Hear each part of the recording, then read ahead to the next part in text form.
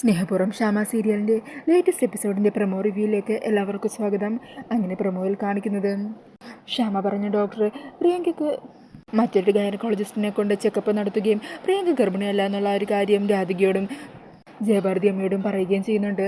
അത് കേൾക്കുന്നതും രണ്ടുപേർക്കും ഒരുപാട് സന്തോഷമാകുവാണ്.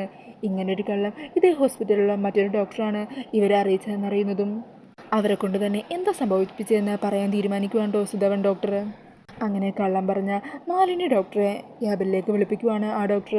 എന്നിട്ട് ഡോക്ടർ തന്നെ നേരിട്ട് മാലിനിയോട് കാര്യങ്ങൾ ചോദിക്കുവാണ്. പ്രിയങ്ക എന്ന പേഷ്യൻറ്റിനെ ഡോക്ടറിനറിയോ? പ്രിയങ്ക ഗർഭിണിയാണെന്ന് പ്രിയങ്കയുടെ വീട്ടുകാരോട് എന്തിനാണ് ഡോക്ടർ ഒരു കള്ളം പറഞ്ഞത്? എല്ലാ സത്യങ്ങളും എനിക്കറിയാം. മറ്റൊരു ഡോക്ടറെ കൊണ്ട് പരിശോധിച്ച് ആ കുട്ടി ഗർഭിണിയല്ല എന്ന് സ്ഥിരീകരിച്ചിട്ടാണ് ഞങ്ങൾ ഇവിടെ ഇരിക്കുന്നത്. സത്യം നിങ്ങൾ തുറന്നു പറഞ്ഞേ പറ്റൂ. ആര് പറഞ്ഞിട്ടാണ് നിങ്ങൾ ഈ കള്ളം പറഞ്ഞത്? അന്നേരം ആ ഡോക്ടർ നടന്ന കാര്യങ്ങളെല്ലാം പറയണേ. അങ്ങനെ ഒരു കള്ളം പറയാൻ എനിക്ക് പ്രഷർ ഉണ്ടായിരുന്നു. എൻ്റെ ഭാഗത്തുനിന്ന് ഒരു തെറ്റ് പറ്റിപ്പോയി, സോറി ഡോക്ടർ എന്നൊക്കെ പറഞ്ഞ് അവർ മാപ്പ് പറയുന്നൊക്കെ ഉണ്ട്. പിന്നീട് കാണിക്കുന്നത് ഗൗതമും അജിത്തും കൂടി സംസാരിക്കുന്നതാണ് കേട്ടോ.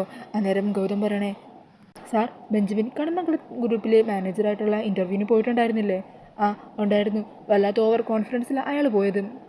എന്നാൽ അയാളുടെ ഓവർ കോൺഫിഡൻസ് ഒന്നും ഒട്ടും തെറ്റിയില്ല. അവിടുത്തെ പുതിയ മാനേജറായിട്ട് അവർ സെലക്ട് ചെയ്തത് ബെഞ്ചമിനെ തന്നെയാണ്. എടോ ഗൗതം, താൻ എന്തൊക്കെയാണ് പറയുന്നത്? ഇതൊക്കെ സത്യം തന്നെയാണോ? എൻ്റെ സാറേ, കണിമംഗലം ഗ്രൂപ്പിൽ നിന്ന് ഞാൻ പുറത്തായെങ്കിലും എനിക്ക് വിശ്വസ്തരായ കുറച്ച് പേര് ഇപ്പോഴും അകത്തുണ്ട്. അവർ തന്ന റിപ്പോർട്ടുകൾ അനുസരിച്ചാണ് ഞാൻ ഈ പറയുന്നത്. കണിമംഗലത്തെ പുതിയ മാനേജറെ അവർ തിരഞ്ഞെടുത്തത് ബെഞ്ചമിനെ തന്നെയാണ്. അങ്ങനെ അവർ ഈ കാര്യങ്ങൾ പറഞ്ഞുകൊണ്ട് നിൽക്കുന്ന സമയത്ത് തന്നെ ബെഞ്ചമിനും അങ്ങോട്ടേക്ക് എത്തുവാണ്. അങ്ങനെ ബെഞ്ചമിൻ അവിടെ എത്തുന്നത് കാണുന്നതും രണ്ടുപേരും ബെഞ്ചമിനെ അഭിനന്ദിക്കുവാണ്. ബെഞ്ചമിൻ, താൻ പറഞ്ഞതുപോലെ തന്നെ അക്കാര്യം താൻ നേടിയെടുത്തല്ലോ. ഞങ്ങൾ സത്യം പറഞ്ഞാൽ ഞെട്ടിപ്പോയി കേട്ടോ.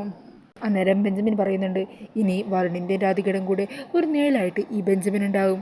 രാധികയുടെ മരണം ഉറപ്പാക്കാനും കണിമംഗല സാമ്രാജ്യം വരുണിൻ്റെ കയ്യിൽ നിന്നും എടുത്ത് അത് ഗൗതമിൻ്റെ അച്ഛനും ആഗ്രഹിച്ചതുപോലെ നിങ്ങളെ ഏൽപ്പിക്കാനായിട്ട്.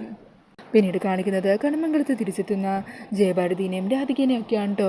അങ്ങനെ രണ്ടുപേരും സന്തോഷത്തിൽ കണിമംഗലത്തേക്ക് തിരിച്ചെത്തുവാണ്. ഈ സമയം പത്മിനിയും കൽപ്പനയും ഉർവശിയൊക്കെ അവിടെ ഉണ്ടാകും. അന്നേരം കൽപ്പനയും ഉർവശിയും പ്രിയങ്കേൻ്റെ മുത്തശ്ശിയുടെ കാര്യം ചോദിക്കുവാണ്. അന്നേരം ജയഭാരതിയമ്മ പറയണേ, അവർ അധികം വൈകാതെ തന്നെ ഇങ്ങോട്ട് എത്തിക്കോളും. അവർ രണ്ടാളും അധികം വൈകാതെ തന്നെ ഇവിടേക്ക് തിരിച്ചെത്തും. അവർ രണ്ടുപേരും ഇവിടെ എത്തുമ്പോൾ നിങ്ങൾ രണ്ടാളും ഇവിടെ തന്നെ ഉണ്ടാവണം. അത് കേട്ടിട്ട് ഉർവശി ചോദിക്കണേ, കാര്യം എന്താണമ്മേ? അതൊക്കെ ഉണ്ടെന്നേ, പറയാം. രണ്ടുപേരും വരുമ്പോൾ ആചാരപരമായിട്ട് നമുക്കൊന്ന് സ്വീകരിച്ചേക്കാം. പിന്നീട് കാണിക്കുന്നത് അവരെല്ലാവരും കൂടി പുറത്ത് പ്രിയങ്കേനെയും കൂട്ടി വരുന്ന സുകുമാരിയമ്മയെ കാത്തു നിൽക്കുവാണ്ടോ. ഈ സമയം ഓട്ടോറിക്ഷയിൽ സുകുമാരിയും പ്രിയങ്കയും അവിടെ വന്നിറങ്ങുന്നുണ്ട്. അന്നേരം എല്ലാവരും കൂടി മുറ്റത്തിങ്ങനെ നിൽക്കുന്നത് കാണുമ്പോൾ എന്തോ ഒരു പന്തികേട് തോന്നി പതുങ്ങി നിൽക്കുവാണ്ടോ സുകുമാരിയും. അങ്ങനെ ഇത്രയും നാൾ കള്ളക്കഥ പറഞ്ഞ് ഇവിടെ അധികാരം ഉറപ്പിക്കാൻ നോക്കിയ പ്രിയങ്കേനെയും സുകുമാരിനെയും രണ്ടുപേരെ അടിച്ചിറക്കി വിടാൻ തന്നെ തീരുമാനിച്ച് നിൽക്കുവാണ് കണിമംഗലം. അപ്പോൾ എന്താകും സംഭവിക്കാനിരിക്കുക എന്നറിയാനായിട്ട് നമുക്ക് നാളത്തെ എപ്പിസോഡിനായിട്ട് കാത്തിരിക്കാം. ഈ ഒരു പ്രൊമോ റിവ്യൂ ഇഷ്ടമായിട്ടുണ്ടെങ്കിൽ മറക്കാതെ വീഡിയോ ഒന്ന് ലൈക്ക് ചെയ്യണേ.